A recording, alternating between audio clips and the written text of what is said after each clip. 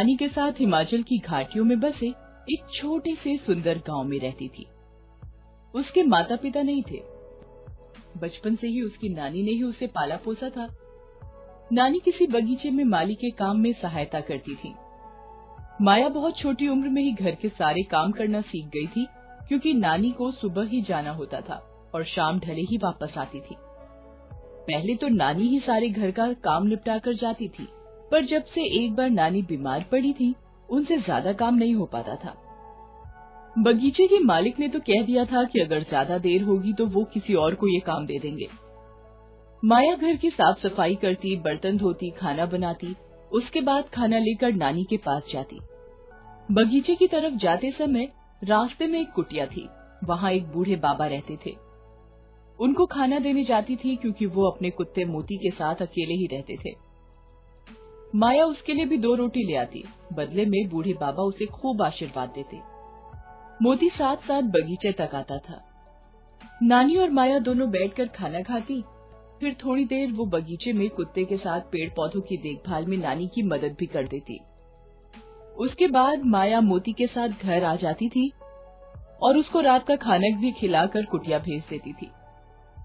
उन्हीं दिनों उनके गांव में नई नई पाइपलाइन आई थी, वरना तो उसे गांव के कुएं से ही पानी लाकर सारे काम करने पड़ते थे, जहां घंटों लाइन में लगा रहना पड़ता था।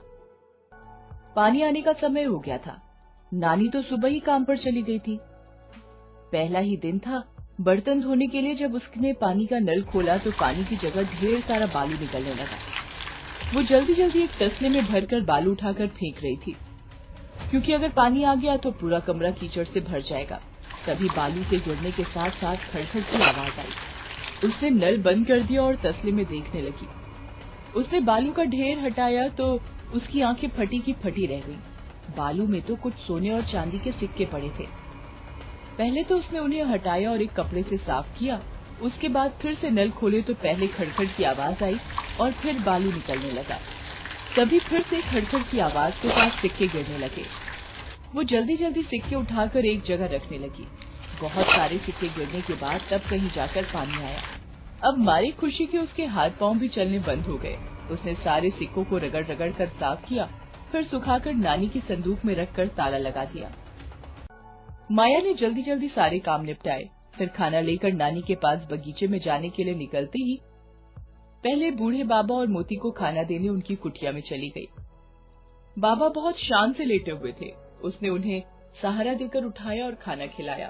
फिर मोती को भी खाना दिया। उसके बाद वो नानी के पास बगीचे में गई। नानी ने उसे देखकर ही पूछा, अरे बिटिया, आज कहाँ रह गई? भूख के मारे अंतरियां कुलबुला रही हैं। माया बोली, नानी, आप खाने की बातें छोड़ो।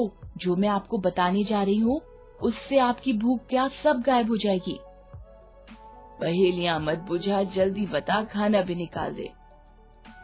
माया ने नानी को सारी बात बताई तो नानी हैरान सी उसका मुंह देखने लगी और बोली, तुझे जरूर कुछ गलतफहमी हुई होगी, पीतल के सिक्के होंगे।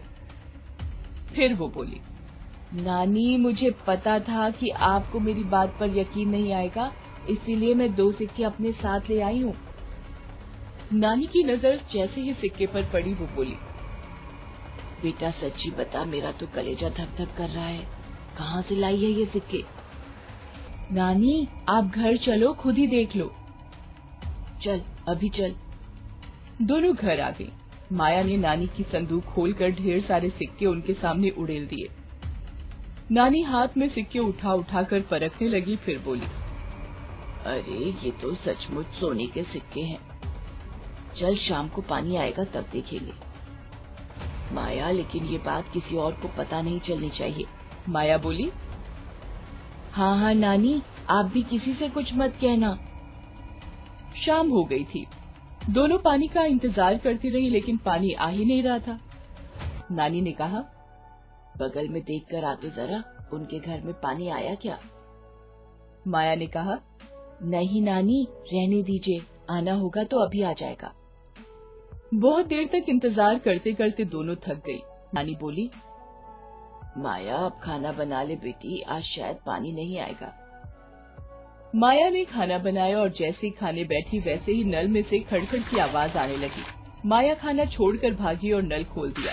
नल में से पहले बालू निकला, फिर 5 सोने के सिक्के और 3 चांदी के सिक्के निकले। नानी भी वहीं खड़ी खड़ी सब कुछ देख रही थी। नानी बोली, ये तो बड़े आश्चर्य की बात है। अच्छा चलो ये संदूक में रख दो और खाना खा लेते हैं। जब रात में दोनों सोए तो माया ने सपने में देखा कि बूढ़े बाबा उसके पास आकर बोले, बेटी, तुम लोग अपने हिस्से के भोजन में से मुझे रोज भोजन करवाते हो। मैं शरीर से असमर्थ हो गया हूँ, अब अपना शरीर त्याग रहा हूँ। तुम लोगों को देने के लिए मेरे पास कुछ नहीं था, लेकिन अब तुम्हारी गरीबी दूर हो जाएगी। बस ये ध्यान रखना कि मेरे कुत्ते मोती को भी खाना जरूर देना। तुम्हें रोज 5 सोने के सिक्के और 3 चांदी के सिक्के मिल जाएंगे। वह हड़बड़ाकर उठ बैठी और बोली, नानी, वो बूढ़े बाबा चले गए और उन्होंने ही ये सब कुछ किया है। सुबह उठकर उन्हें पता चला कि बूढ़े बाबा वाकई नहीं रहे। माया और उसकी नानी बहुत दुखी हुए। वो दोनों बाबा की कुटिया पर गए तो मालूम हुआ कि वो तो कोई पहुंचे हुए सिद्ध पुरुष थे। यहाँ तो वो अपने जीवन के आखिरी समय में किसी शांत जगह पर अपने कुत्ते मोती के साथ गुमनामी का जीवन बिताने आए थे।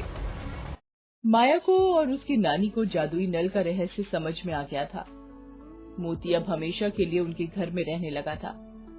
अब तो उनके पास पैसे और रुपयों की कोई कमी नहीं रह गई थी। माया ने अपना बड़ा सा घर बनवाया और हर जरूरतमंद की मदद करने में सबसे आगे रहती। उसकी नानी कहती, हमारे नसीब खुल गए हैं, लेकिन हमें कभी भूलना